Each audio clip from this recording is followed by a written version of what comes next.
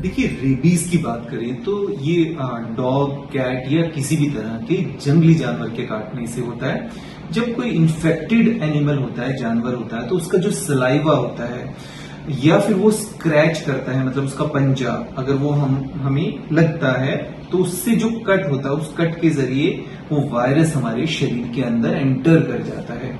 तो जरूरी नहीं है कि आपको बाइट हुई हो, आपको काटा ही हो। अगर इस तरह से इन्फेक्टेड जानवर ने आपको स्क्रैच भी किया हो तो भी आपको रेबीज हो सकता है। अब इसमें फर्स्ट एड कैसे करना होता है कि अगर इस तरह का आपको बाइट हुआ है, स्क्रैच लगा है, तो इमीडिएटली उसको घाव को आपको वॉश करना है, मतलब उसको ठीक तरीके से धोना है, कम से कम 15 मिनट तक।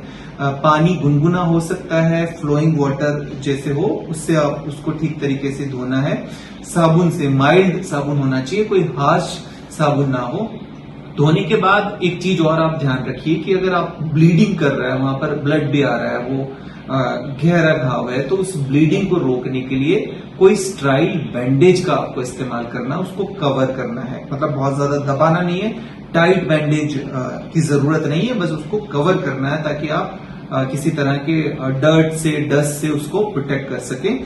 और उसके ऊपर आप एंटीबायोटिक का लोशन वगैरह लगा सकते हैं। एक चीज का जरूर ध्यान रखना है, किसी भी तरह के घरेलू उपचार आपको नहीं करने हैं। कई बार लोग क्या करते हैं कि कोई तेल लगा देते हैं, हल्दी लगा देते हैं, कोई हर्ब वगैरह लगाते हैं, वो सब आपको नहीं लगाना है।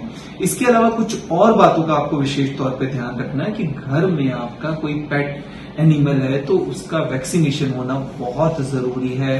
इसके अलावा जैसे कई बार स्ट्रे डॉग वगैरह को आप फीड कर रहे हैं तो वहां पर आपको बहुत सावधानी बरतनी है कि किसी भी तरह की अगर वो लीकिंग करते हैं या स्क्रैच करते हैं तब भी आपको फिर इमीडिएटली उसका फर्स्ट एड लेना जरूरी है। जैसा हमने बताया, छोटे बच्चों का विशेष तौर पे ध्यान रखना है क्योंकि कई बार वो पेट एनिमल के साथ खेलते हैं या किसी भी तरह के जंगली जानवर के साथ अगर उनका कांटेक्ट होता है तो आपको ध्यान रखना है। अगर कहीं स्क्रैच वगैरह लगा है तो इमीडिएटली आपको उसको फर्स्ट एड करके रेबीज का वैक्सीनेशन वगैरह जरूर लगवाना है।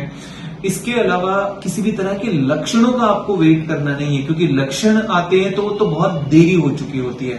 तो कोई भी अगर बाइट होता है, किसी भी तरह से अगर जानवर आपको काटते हैं तो वहां पर इमीडिएटली आपको फर्स्ट एड लेना है, डॉक्टर को दिखाना है। इसका वैक्सीन की बात करें, रेबीज का जो आपका टीका उसकी बात करें तो वो आपको इमीडिएटली ही लगवाना होता है, जिसमें उसकी डिफरेंट डोजेज होती है कि एक तो इमीडिएटली जब बाइट हुआ है तब लगता है, फिर तीसरे दिन पे लगता है, 7वें दिन पे लगता है, 14th और 28th डे पे लगता है। पर वो डिपेंड करता है कितनी आपको डोजेस की जरूरत है, वो उसकी सीवियरिटी के हिसाब से डिपेंड करता है। पर इसमें आपको वेट नहीं करना, डिले नहीं करना, इन सब बातों को आपको ध्यान रखना है और जितना हो सके अपनी नॉलेज को बढ़ाना है रेबीज के बारे में। कम्युनिटी को भी आपको इसके बारे में अवेयर करना है।